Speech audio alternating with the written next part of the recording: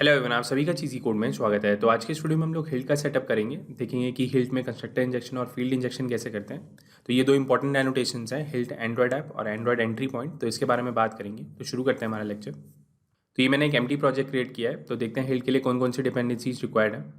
तो एक बार इसकी डॉक्यूमेंटेशन पर चलते हैं। तो हमें क्लास पाथ ऐड करना होगा अपनी रूट वाली बिल्ड डॉट ग्रेडल फाइल के अंदर। तो इसको कॉपी कर लेते हैं यहाँ से। सिमिलरली ये जो हमारी ऐप वाली बिल्ड डॉट ग्रेडल फाइल है, इसके अंदर भी हमें कुछ एंट्री करनी है। तो यहाँ पे भी हमारे पास एनोटेशन प्रोसेसिंग होगी। तो उसके लिए हमारे पास एक कैप प्लगइन है और ये हमारे पास डैगर के स्पेसिफिक एक प्लगइन है। और यहाँ पे मैं इसको पेस्ट कर देता हूँ। सिमिलरली ये दोनों डिपेंडेंसीज भी हमें ऐड करनी होंगी। तो इसको कॉपी कर लेते हैं यहाँ से। Sync now. तो प्रोजेक्ट बिल्ड हो चुका है। तो आगे बढ़ते हैं। तो एंड्रॉयड प्रोजेक्ट्स में जब भी हम लोग हिल्ट का इंटीग्रेशन करते हैं तो हमें एक एप्लीकेशन क्लास डिफाइन करनी ही होती है। वहीं से हमारा सारा कोड जनरेशन का काम शुरू होता है। मतलब जो भी हमारा डिपेंडेंसी इंजेक्शन से रिलेटेड काम होगा वो वहीं से ट्रिगर होगा। तो यहाँ पे मैं एक नई क्लास डिफाइन करता हूँ जो कि हमारी एक एप्लीकेशन क्लास होगी। तो इसे नाम देते हैं यूज़र एप्लीकेशन। और यहाँ पे मैं इसे इनहेरिट करूँगा एप्लीकेशन क्लास से। और यहाँ पे मैं एक एनोटेशन का यूज़ करूँगा हिल्ट एंड्रॉयड ऐप। तो जो भी आपकी एप्लीकेशन क्लास होगी उस पर आपको ये एनोटेशन का यूज़ करना होगा। तो ये एनोटेशन क्या करती है, आपके लिए बिहाइंड द सीन्स जो भी डैगर का कोड है वो जनरेट करती है। तो हिल्ट में डिपेंडेंसी इंजेक्शन के लिए सिर्फ इतना ही सेटअप रिक्वायर्ड है। हमें सिर्फ अपनी एप्लीकेशन क्लास को एनोटेट करना होगा हिल्ट एंड्रॉयड ऐप से। अब अगर मुझे इस यूज़र एप्लीकेशन क्लास के अंदर कुछ क्लासेस को इंजेक्ट कराना है, मतलब कुछ ऑब्जेक्ट्स को इंजेक्ट कराना है, तो वो मैं ईजिली करा पाऊंगा। तो उसका एक एग्जाम्पल देखते हैं। तो यहाँ पे मैं एक नई क्लास क्रिएट करता हूँ और इसे नाम देते हैं यूज़र रिपोजिटरी। और यहाँ पे मैं एक फंक्शन डिफाइन करता हूँ सेव यूज़र के नाम से। तो यहाँ पे हमें ईमेल और पासवर्ड मिलेगा और इसके अंदर हम लोग एक लॉग स्टेटमेंट ऐड कर देते हैं अभी के लिए। और यहाँ पे मैं एक कांस्टेंट डिफाइन कर देता हूँ टैग के नाम से। तो मैंने एक सिंपल क्लास डिफाइन करी है जिसके अंदर मैंने एक सिंपल फंक्शन डिफाइन किया है। अब सपोज इस क्लास को मुझे इंजेक्ट कराना है अपनी एप्लीकेशन क्लास के अंदर। तो यहाँ पे हम लोग एक एनोटेशन का यूज़ करेंगे @inject। और इस तरीके से हम लोग इसका कंस्ट्रक्टर एनोटेट कर देंगे। तो ये जो इंजेक्ट एनोटेशन है ये क्या कहती है कि जब भी आपको यूज़र रिपोजिटरी का ऑब्जेक्ट चाहिए होगा तो आप इसका कंस्ट्रक्टर कॉल करके इसका ऑब्जेक्ट क्रिएट कर सकते हैं। तो इसको इंजेक्ट कराते हैं। तो यहाँ पे मैं वापस अपनी यूज़र एप्लीकेशन क्लास पे जाता हूँ और यहाँ पे मैं इसको ऑन क्रिएट मेथड ओवरराइड करता हूँ और अपनी यूज़र रिपोजिटरी के लिए एक वेरिएबल डिफाइन करते हैं। और यहाँ पे मुझे @inject का यूज़ करना होगा।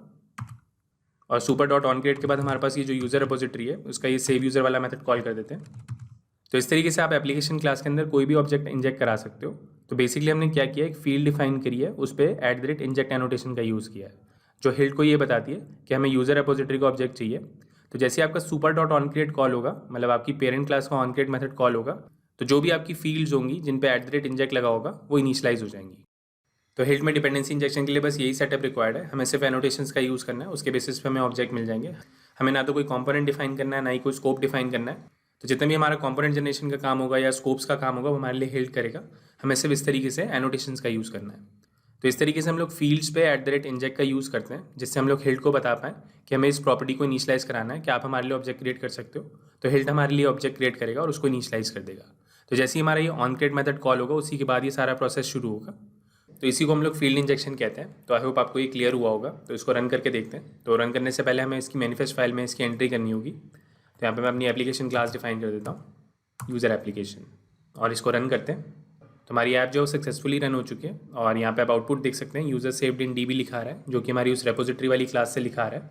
अब सपोज यही काम मुझे अपनी एक्टिविटी पे करना है, मतलब वहाँ पे भी हमें फील्ड इंजेक्शन करना है, तो स्टेप्स सेम रहेंगे, बस एनोटेशन चेंज हो जाएगी। तो इस कोड को मैं ऐसे रिमूव कर देता हूँ और वहाँ पे उसको पेस्ट कर देते हैं। तो सिंपली यहाँ पे मैं एक फील्ड डिफाइन कर दूंगा। तो इस तरीके से हमारे को यूज़र रिपोजिटरी का ऑब्जेक्ट मिलेगा। यहाँ पे भी हमने सेम एनोटेशन का यूज़ किया है। और इस मेन एक्टिविटी में हमें एक एनोटेशन का यूज़ करना होगा एंड्रॉयड एंट्री पॉइंट। तो ये हमारी जो है वो डैगर को बताएगी कि इस एक्टिविटी के अंदर हमें इस वाली फील्ड को इंजेक्ट करना है।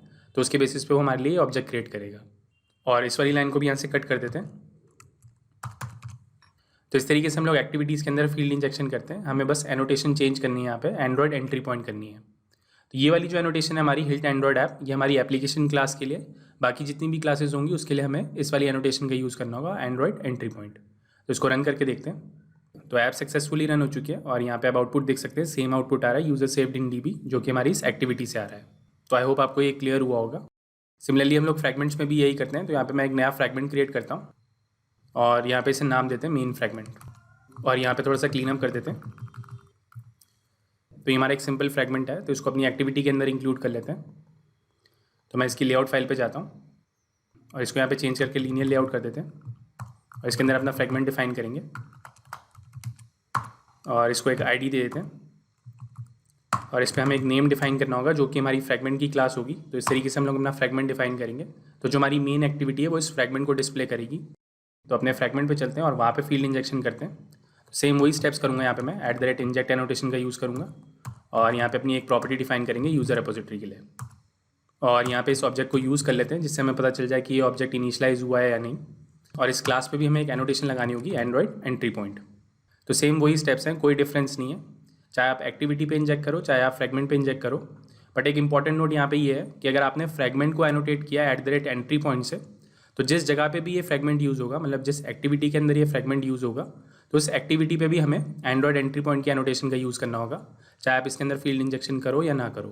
तो अगर मैं इसको यहाँ से रिमूव कर देता हूँ, ऑल्दो यहाँ पे हम लोग फील्ड इंजेक्शन कर नहीं रहे हैं, बट क्योंकि इस मेन एक्टिविटी के अंदर हम लोग फ्रैगमेंट का यूज़ कर रहे हैं और उस फ्रैगमेंट पे हमें डिपेंडेंसी इंजेक्शन चाहिए, तो हमें इस एक्टिविटी को एनोटेट करना होगा @एंड्रॉइड एंट्री पॉइंट से। तो एक बार इसको रन करते हैं, देखते हैं क्या आउटपुट आता है इस बारी। तो यहाँ पे आप देख सकते हैं हमारी ऐप जो वो सक्सेसफुली रन हो चुकी है और यहाँ पे हमारे पास फ्रैगमेंट डिस्प्ले हो रहा है, मतलब ये जो हमारी मेन एक्टिविटी है वो हमारा फ्रैगमेंट डिस्प्ले कर रही है। और यहाँ पे हमारे पास लॉग मैसेज आ चुका है यूज़र सेव्ड इन DB, जो कि हमारा इस फ्रैगमेंट से आ रहा है।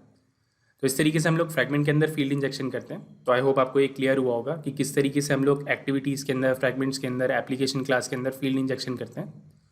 तो आगे बढ़ते हैं और कंस्ट्रक्टर इंजेक्शन के बारे में बात करते हैं। तो सपोज़ हम अपनी एप्लीकेशन के अंदर कोई third party logging service use कर रहे हैं, तो उसके लिए यहाँ पे मैं एक क्लास डिफाइन कर देता हूँ और इसको नाम देते हैं लॉगर सर्विस। तो इसके अंदर एक फंक्शन डिफाइन करते हैं लॉग के नाम से और इसके अंदर हमें एक मैसेज मिलेगा स्ट्रिंग टाइप का। तो रियल एप्लीकेशन में या तो हम लोग कोई थर्ड पार्टी API यूज़ कर रहे होंगे या टिम्बर का यूज़ कर रहे होंगे, तो इस तरीके से हम लोग इस क्लास का यूज़ करेंगे। तो अभी के लिए यहाँ पे मैं log.d का यूज़ कर लेता हूँ और यहाँ पे अपना टैग पास कर देंगे और जो भी हमारे को मैसेज इनपुट में आएगा उसको हम लोग लॉग करा लेंगे। और इसको भी यहाँ पे हम लोग @inject से मार्क कर देते हैं जिससे हिल्ट इसका ऑब्जेक्ट क्रिएट कर पाए। तो यहाँ पे हम लोग इस तरीके से इसका कंस्ट्रक्टर एनोटेट कर देंगे। तो ये हमारी एक सिंपल लॉगर सर्विस की क्लास है। तो देखते हैं इसको रेपोजिटरी में कैसे यूज़ करेंगे। तो इस रेपोजिटरी को यहाँ पे हमारे पास लॉगर सर्विस का ऑब्जेक्ट चाहिए, तो यहाँ पे मैं अपना एक वेरिएबल डिफाइन कर दूंगा लॉगर सर्विस और इस लॉगर सर्विस की मदद से हम लोग इसको लॉग कराएंगे। तो यहाँ पे मैं कॉल करूँगा लॉगर सर्विस डॉट लॉग। तो इस तरीके से ये हमारी लॉगर सर्विस काम करेगी। तो ये जो हमने यहाँ पे काम किया इसको हम लोग कंस्ट्रक्टर इंजेक्शन कहते हैं, क्योंकि ये जो हमारी यूज़र रेपोजिटरी वाली क्लास है ये डिपेंड करती है लॉगर सर्विस पे। अब ये जो लॉगर सर्विस वाली डिपेंडेंसी हमने इसके कंस्ट्रक्टर में पास करी है, इसलिए हम लोग इसको कंस्ट्रक्टर इंजेक्शन कहते हैं। तो हिल्ट जब भी यूज़र रेपोजिटरी का ऑब्जेक्ट क्रिएट करेगा तो वो चेक करेगा कि इसके कौन कौन से पैरामीटर्स हैं और उनको क्रिएट कैसे करना है। तो अगर उसको वो क्रिएट कर पाएगा तो वो क्रिएट कर देगा, अगर नहीं क्रिएट कर पाएगा तो आपको एरर थ्रो कर देगा कि उसके पास कोई तरीका नहीं है इस लॉगर सर्विस को क्रिएट करने का। तो अगर मैं इस लॉगर सर्विस पे जाता हूँ तो यहाँ पे हमने @inject कंस्ट्रक्टर का यूज़ किया, तो हम लोग हिल्ट को बता रहे हैं कि आप इस तरीके से इसको ऑब्जेक्ट क्रिएट करना। तो जब हमने यहाँ पे यूज़र रेपोजिटरी में उसको रिक्वेस्ट करेंगे कि भैया मुझे लॉगर सर्विस का ऑब्जेक्ट दे दो, तो उसको क्रिएट कर पाएगा और उसका हमने यहाँ पे यूज़ किया है। तो इस तरीके से हमारा ये कंस्ट्रक्टर इंजेक्शन काम करेगा। तो इसको भी रन करके देखते हैं, सेम आउटपुट आना चाहिए। तो यहाँ पे आप देख सकते हैं हमारी ऐप सक्सेसफुली रन हो चुकी है और यहाँ पे हमारे पास आउटपुट जो है वो सेम ही आ रहा है। तो इस तरीके से हमारा ये कंस्ट्रक्टर इंजेक्शन काम करता है। तो हमारे इस मेन फ्रैगमेंट में कुछ भी चेंज नहीं हुआ है। यहाँ पे हमने उससे बोला कि हमें यूज़र रेपोजिटरी का ऑब्जेक्ट चाहिए, तो उसने यूज़र रेपोजिटरी का ऑब्जेक्ट बना के दे दिया। अब यूज़र रेपोजिटरी को क्रिएट करने के लिए लॉगर सर्विस का ऑब्जेक्ट चाहिए था, तो उसने खुद से क्रिएट कर लिया, बाकी सारी चीज़ें सेम ही रही। तो आई होप आपको ये क्लियर हुआ होगा। तो इस तरीके से हमारे पास हिल्ट में बस एनोटेशंस ही हैं जिसके थ्रू हम लोग डिपेंडेंसी इंजेक्शंस को इंप्लीमेंट करते हैं। तो बस एनोटेशंस का ही यूज़ देखना है कि किस तरीके से कहाँ पे कौन सी यूज़ होनी है। तो आज के लिए इतना ही। अगर आपको ये वीडियो अच्छा लगा तो प्लीज़ लाइक करें। अगर अभी तक आपने हमें सब्सक्राइब नहीं किया तो प्लीज़ सब्सक्राइब करें। अगर आपका कोई सजेशन है तो मुझे कमेंट्स के थ्रू बताएं। Thank you for watching. आपका दिन शुभ हो। धन्यवाद। ये लैंग्वेज भी सीख लो, वो लैंग्वेज भी सीख लो, जीवन एक रेस है, ऊपर चढ़ना सीख लो, हो जाए जब सब कुछ खुद बनना सीख लो, उठा के बस्ता नाप के रास्ता हर कोई चला है IT में, IT में IT